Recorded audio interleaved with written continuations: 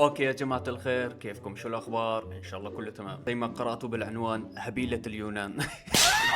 امبارح يا جماعة الخير الساعة 4 الفجر كنت اتفرج على التيك توك وطلع لي هذا الانسان اللي اسمه علي حمشو. شفت له بعض التصرفات الغريبة اللي انا شكيت بالموضوع انه يمكن فيه وشة اكيد، فقلت خليني اتحرى عن الموضوع وبالمرة اصور عنه فيديو. فبعد ما تحريت عن الموضوع طلع هذا سوري من جماعتنا. المهم فهو عايش باليونان وعم يعمل بثوث في الشارع. تمام اوكي، هاي مو مشكلة، كل الناس تعمل بثوث بالشارع، ولكن شو المشكلة بالموضوع؟ انه عم يعمل حركات وتصرفات غريبة. حتى اليونانيين اللي هم اكثر ناس منفتحين مستغربين من حركات. فخليني افرجيكم نبذة عن حركاته. الحرب اللي تخوف العالم انت يعتبر خليل عصفور، خليل عصفور يا شباب، خليل عصفور يلعن. خلي خلي خلي خليل عصفور، رزق رزق. لا خليل عصفور يا شباب، خليل لا ليري لخبلدوق لخبلدوق ما عرف غير تخوي. خري خري. اوكي يا جماعة، فهذا هو محمد حمشو الموهبة الصاعدة. اوكي يا جماعه، فهو يفتح بثوث بنص الشارع واحيانا يكون بلا قميص. تخيلوا هالمنظر. فمن حركاته الهبيله صارت الناس تعطيه لايكات ومشاركات وهيك. هلا خليني اوضح لكم شو هي القصه. بالبدايه كان يفتح بثوث عاديه زي كل الناس، عادي يفتح بث. فاكتشف انه هيك بثوث ما تجيب له مشاهدات، فصار شو يعمل؟ يطلع على الشارع ويرقص. اوكي صارت تزيد المشاهدات بس يمكن مو بهذا القدر اللي هو كان يتمنى. فحمشو تطور شوي. شو صار يعمل؟ Sex in the love, sex honked in the love. You look some انا عايز اعرف في ايه؟ ايوه ايه في ايه انتوا؟ فزي ما شفتوا فهو تطور زيادة عن اللزوم. صار يعني مكانه هذا بالديسكو مو بالشارع. وصار يعمل إثارة جدل، وصارت كثير ناس تطلع وتحكي عنه وتقول شو الهبيلة هذا وشو عم يعمل، وشوه سمعتنا السوريين وما بعرف شو. يعني أنا لو مني أعطي نصيحة لهذا حمشو، فلو أنت بتسمعني يا حمشو بدي أقول لك كلمتين حلوات، اعتبرني زي أخوك. شوف يا حمشو، أنت لا أنت مريض، مبين عليك إنك مش مريض. ثانيا إنه أنت بعرف إنه حالتك المادية سيئة، ولكن مش إنه تعمل هيك شغلات عشان الناس ترمي لك أسود وطيارات. ثالثا لازم يكون على الأقل عندك ذرة من ذرات الكرامة. يعني مو منطقي تكون على طول تعمل هيك حركات وانت مفكر حالك صح والناس هم غلط، لأنه عم يحكوا عليك انت غلط. ورابعا انت ما تعرف تلبس بالمرة. يعني كل ما اشوف لك فيديو البنطلون شكل والقميص شكل، ولا فوقها مو لابس شيء تحت القميص، يا تكون لابس جراب لونه ابيض والجراب الثاني لونه اسود.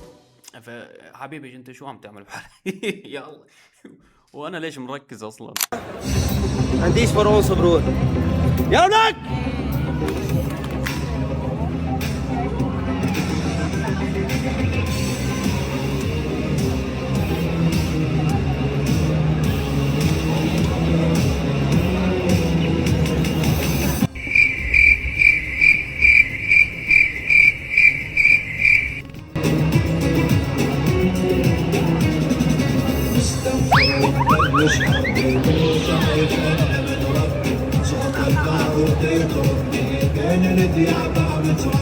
استغفر بلش حربي، مو خايف الا من ربي. صوت الباب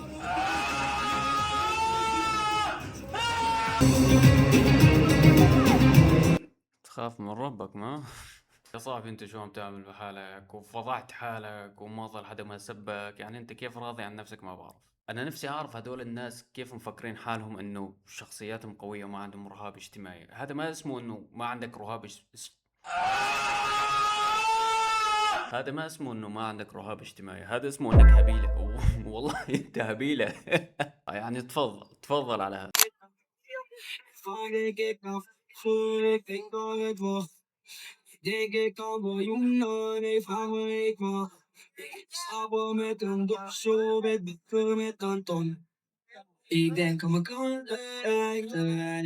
طبعا يا جماعة هذا ما يمثل الشعب السوري بأي ذرة، يعني أكبر دليل أنه ما راح تشوفوا حدا بسوريا يعمل هاي الحركات بنص الشارع.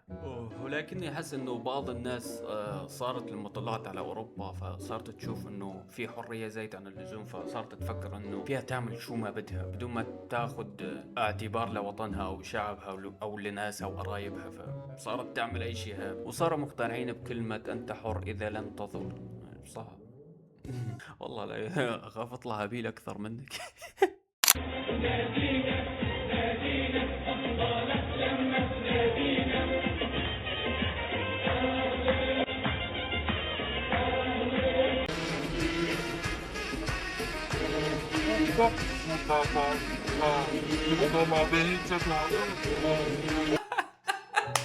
اسف يا جماعه تحمست زيادة.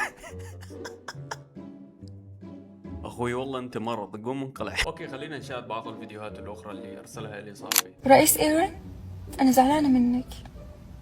مو رمضان كريم ولا كل عام وانت بخير، لأنك مو كيوت واللي تسويه مرة مو بكيوت. يعني أنا تخيل أنا عندي طلبات من برا جاني كنسل ما وصلتني، أنا أبي طلبات. لا والله كثيرة، انت مو كيوت رئيس ايران، انت شو عم تعمل؟ شو هالنماذج؟ عم تحكي لرئيس ايران انت مو كل عام وانت بالف خير، وبعدين تحكي له انه انت مو كيوت. عموما اخر فيديو نزلته على القناة كان عن هاي الاشكال، فروحوا شوفوا الفيديو.